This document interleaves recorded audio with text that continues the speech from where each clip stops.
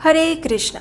आप सबको वैशाख मास की इस विशेष पूर्णिमा तिथि की बहुत सारी शुभकामनाएं। आज की ये वैशाख पूर्णिमा अत्यंत महत्वपूर्ण है। पूर्णिमा तिथि, इस दिन उपवास का पालन करके भगवान श्री विष्णु की पूजा आराधना करके एक भक्त अपनी समस्त मनोकामनाओं को पूर्ण करता है। इस दिन भगवान श्री नारायण की पूजा की जाती है और वो भी विशेष रूप से भगवान सत्यनारायण देव के रूप में।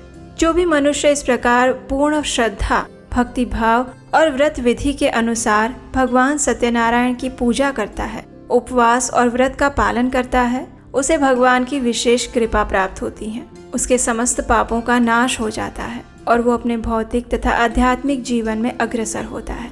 तो चलिए, आज पूर्णिमा के अवसर पर हम भगवान सत्यनारायण की कथा का श्रवण करते हैं। आइए आज की कथा आरंभ करते हैं।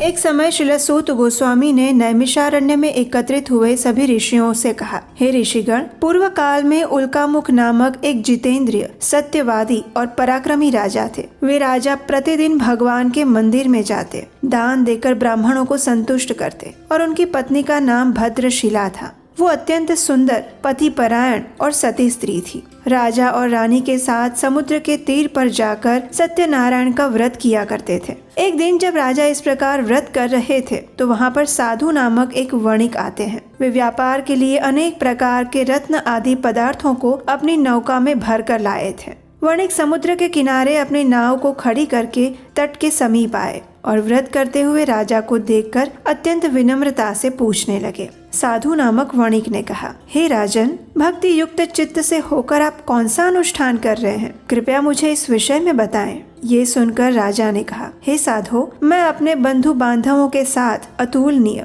तेज युक्त भगवान विष्णु की पूजा कर रहा हूँ। मेरा ये व्रत संतान प्राप्ति के लिए है। तत्पश्चात साधु ने राजा को आदर पूर्वक प्रणाम किया और उनसे संपूर्ण व्रत की विधि जानी। साधु ने कहा, हे राजन, मैं भी ये व्रत करना चाहता हूँ। मेरी भी कोई संतान नहीं है, इसलिए कृपया मुझे आप इस व्रत की संपूर्ण विधि बताएं। राजा ने वणिक की इच्छा को पूर्ण करते हुए उस व्रत की संपूर्ण विधि कह सुनाई और वो सुनकर वणिक वहाँ से प्रस्थान कर गए। वे अपना कार्य पूरा करके आनंद के साथ अपने घर लौट आए और कुछ ही दिनों में उनकी पतिव्रता पत्नी गर्भवती हुई। उन्होंने एक सुंदर कन्या को जन्म दिया और वो कन्या शुक्ल पक्ष के चंद्रमा की भांति दिनों दिन बढ़ने लगी। उस वणिक ने उसका जात कर्म आदि संस्कार करवाए और उसका नाम कलावती रखा। एक दिन वणिक पत्नी लीलावती ने अपने पति से कहा, हे स्वामी, आपने पूर्व में जो सत्यनारायण व्रत करने की प्रतिज्ञा ली थी उसे अब आपको पूरा कर लेना चाहिए। तब उस साधु वणिक ने कहा, हे प्रिय, मैं कलावती के विवाह के समय ये व्रत करूंगा। इस प्रकार पत्नी को आश्वासन देकर साधु वणिक फिर से समुद्र के तट की ओर चले गए। इधर पिता के घर में कलावती बढ़ने लगी। योग्य समय आने पर पिता ने अपनी पुत्री को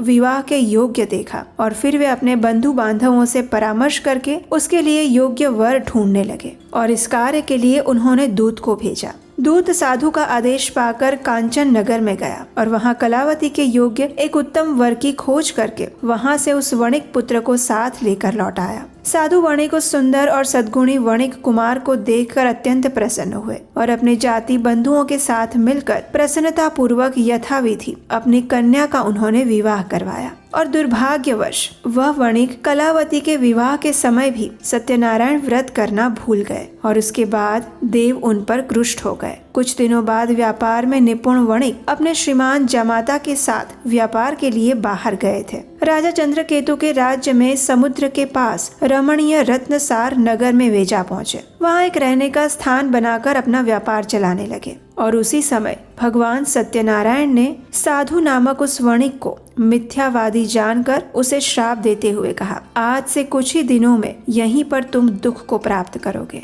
और उसी दिन एक चोर ने राजमहल में प्रवेश किया। उसने राजा का बहुत सारा धन चुराया और वो सब कुछ लेकर वो साधु के मकान के पास में रास्ते से जा रहा था। उसने मुड़कर पीछे देखा तो राजा के दूत उसके पीछे दौड़ रहे थे। वो भयभीत हो गया और चुराए हुए धन को वहीं पर छोड़कर भाग गया। दूतों ने आकर देखा तो साधु वणिक के घर में राजा का सारा धन पड़ा हुआ था और फिर सभी सैनिकों ने साधु वणिक और उसके जमाता को पकड़ लिया। उन्हें बंदी बनाकर राजा के पास ले गए और उस समय उनके संबंध में कोई भी विचार नहीं किया गया। उन्होंने बहुत प्रयास किया, लेकिन सत्यनारायण भगवान की माया से किसी ने भी उनकी एक भी बात नहीं सुनी। तत्पश्चात राजा चंद्रकेतु ने उनकी सारी धन संपत्ति छीन ली। दूसरी ओर भगवान सत्यनारायण के श्राप के कारण साधु वणिक के घर में लीलावती और कलावती पर भी दुख आ पड़ा। घर में जो कुछ भी धन संपत्ति थी वो सारी चोरों ने अपहरण कर ली। लीलावती मानसिक और शारीरिक व्याधि से और भूख तथा प्यास से पीड़ित होकर घर घर भटकने लगी, और इस प्रकार कलावती भी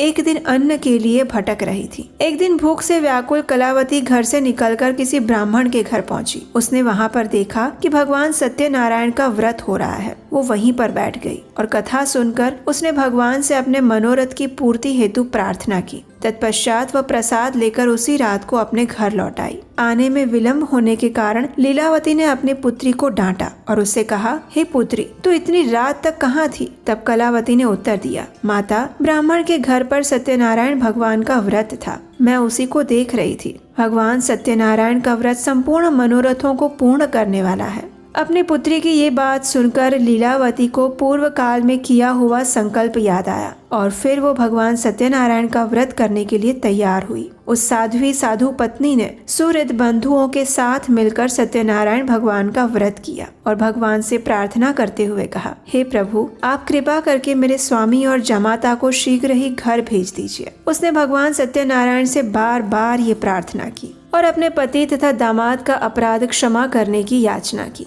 वणिक पत्नी के व्रत से भगवान सत्यनारायण प्रसन्न हो गए। उन्होंने श्रेष्ठ राजा चंद्रकेतु को स्वप्न में दर्शन दिया और उनसे कहा कि हे राजन, प्रातः होते ही दोनों वणिकों को छोड़ देना। उनका जो धन छीना है उसे दुगना उन्हें देना, नहीं तो मैं राज्य, धन और पुत्र के साथ तुम्हारा विनाश कर दूंगा। इतना कहकर भगवान वहां से अंतर्ध्यान हो गए। प्रातःकाल होते ही राजा सभा में गए और स्वजनों के साथ वहां बैठकर दूतों को आज्ञा दी कि अभी जाकर उन दोनों बंदी महाजनों को छोड़ दिया जाए। राजा की आज्ञा पाकर दूतों ने दोनों महाजनों को मुक्त किया और उन्हें साथ लेकर विनय पूर्वक राजा से कहा, हे राजन, हम दोनों को हथकड़ी और बेड़ी से खोलकर यहाँ पर लेकर आए हैं। और उसी समय उन दोनों को अपने मन में पुरानी बात का स्मरण हुआ।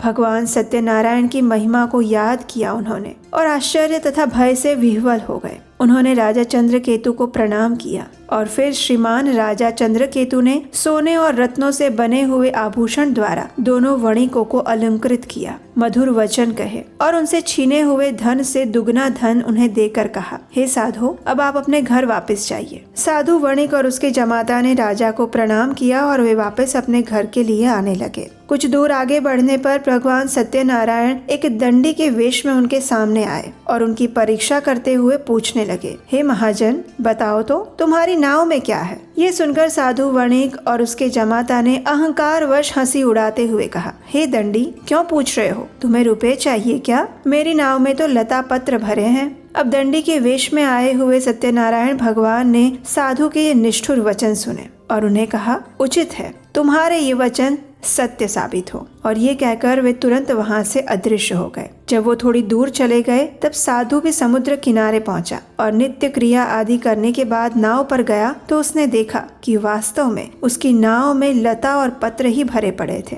ये देखकर उसे बड़ा आश्चर्य हुआ। वह मूर्छित होकर पृथ्वी पर गिर पड़ा। अपने श्वशुर की ये दशा देखकर जमाता ने उनसे कहा, हे पिताजी, आप किसके लिए शोक कर रहे हैं? ये सब तो दंडी के श्राप का फल है। वे सब कुछ करने में समर्थ हैं। हमें उन्हीं की शरण में जाना चाहिए, तभी हमारा मनोरथ पूर्ण हो जाएगा। अपने जमाता की ये बात सुनकर साधु दौड़कर दंडी के पास पहुंचा। उनके दर्शन करके भक्ति पूर्वक नमस्कार किए और उनसे कहा, हे प्रभु, मैं बड़ा दुरात्मा हूँ। आपकी माया से मुग्ध होकर मैंने जो कुछ कह दिया उसके लिए मुझे क्षमा कीजिए। मैंने आपके सामने दुष्ट वचनों का प्रयोग किया। क्षमा ही साधुओं का धन है। साधु तो दूसरे का उपकार करने में लगे रहते हैं। इस प्रकार रोता हुआ वो विलाप करने लगा और दंडी के चरणों में गिर पड़ा। ये देखकर दंडी ने कहा, रो मत, मेरी बात सुनो। तुम मेरा अपमान करके मेरी पूजा से विमुख हो गए थे और उसी के फल स्वरूप बार बार तुम्हें दुख मिल रहा है। दंडी के रूप में आए हुए भगवान के ये वचन सुनकर साधु ने कहा, हे प्रभु, ब्रह्मा आदि स्वर्गवासी देवता आपकी माया से मोहित होकर आश्चर्यमय रूप और गुणों को नहीं जान पाते।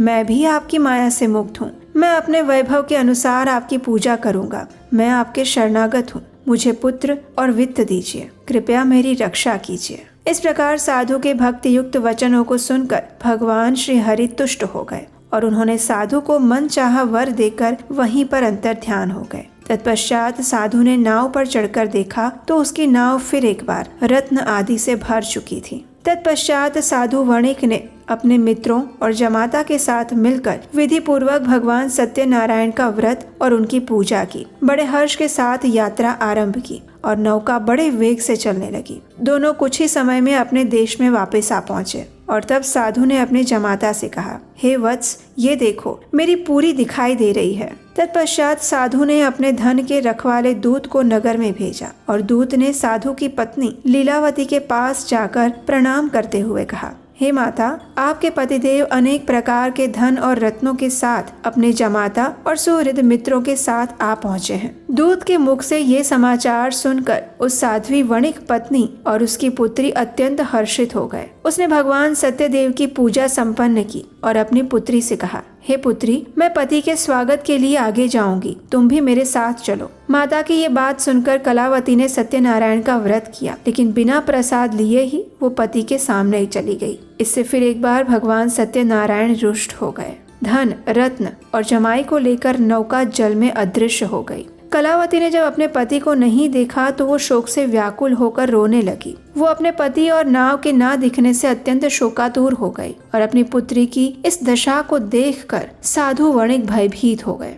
लीलावती अपनी कन्या को गोद में लेकर रुदन करने लगी। कन्या कलावती ने स्वामी को डूबा हुआ जानकर दुखी हृदय से पति की पादुकाओं को लेकर सती होने का निश्चय किया। धर्म को जानने वाले साधु वणिक अपनी कन्या की ये स्थिति देखकर अत्यंत शोकातुर हो उठे और उन्होंने मन ही मन सोचा, निश्चय ही भगवान सत्यदेव की माया के द्वारा ही मेरे जमाता हारे गए हैं। मैं अपने वैभव के अनुसार उनकी पूजा अर्चना करूंगा। और फिर साधु वणिक ने वहाँ पर सभी लोगों को बुलाया, ये बात कही, अपना मनोरथ व्यक्त किया और बार बार भगवान सत्यदेव को प्रणाम किया। और तब एक आकाशवाणी हुई जिसने कहा, हे साधो, तुम्हारी कन्या मेरे भोग प्रसाद का तिरस्कार करके अपने पति के पास आ गई थी, इसीलिए उसका पति अदृश्य हो गया है। अब वो घर जाए, प्रसाद लेकर लौट कर आए और तब अवश्य ही उसे स्वामी का सुख प्राप्त होगा। जब कलावती ने आकाशवाणी में ये बात सुनी तो वो तुरंत घर चली गई और वहाँ जाकर उसने प्रेम पूर्वक श्रद्धा के साथ प्रसाद लिया। और जब वो वापस आई तो उसने अपने पति को, नाव को और समस्त बंधुओं को साथ में देखा।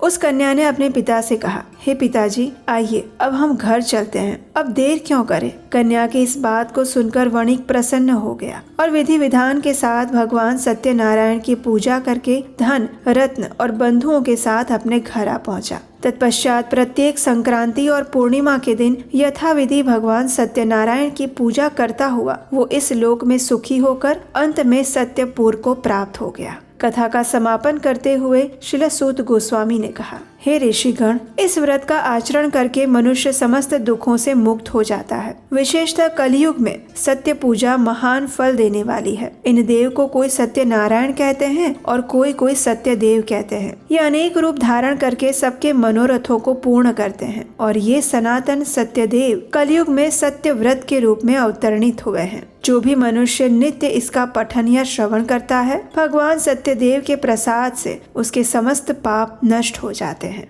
हमें आशा है कि ये कथा आपको अच्छी लगी होगी और इसके श्रवण द्वारा आपने भी भगवान सत्यनारायण की विशेष कृपा प्राप्त की होगी। इस कथा को अपने मित्रों और परिवारजनों को भी शेयर करिए। विशेषकर आज के दिन इस कथा का श्रवण करने का विशेष महत्व है। अगर आपको हमारे द्वारा सुनाई जा रही ये प्रमाणभूत शास्त्रों से ली गई प्रामाणिक कथाएं अच्छी लगती है तो इस कार्य को आगे बढ़ाने के लिए आप हमें स्क्रीन पर दिए गए नंबर पर अपना आर्थिक योगदान भेज सकते हैं। आने वाले समय में ऐसे ही पौराणिक प्राचीन कथाओं को सुनते रहने के लिए आपके अपने चैनल को याद से सब्सक्राइब कर लीजिए। बेल आइकन दबाकर नोटिफिकेशन ऑन रखिए। कथा मात्र श्रवण करके भूल जाने के लिए नहीं होती, उसकी शिक्षा को जीवन में अपनाए बिना कथा का श्रवण अधूरा रह जाता है। इसीलिए प्रत्येक कथा को ध्यान पूर्वक श्रवण करना अत्यंत आवश्यक है। तो चलिए हम आपसे मिलेंगे फिर एक बार बहुत जल्द एक और सुंदर पौराणिक कथा के साथ।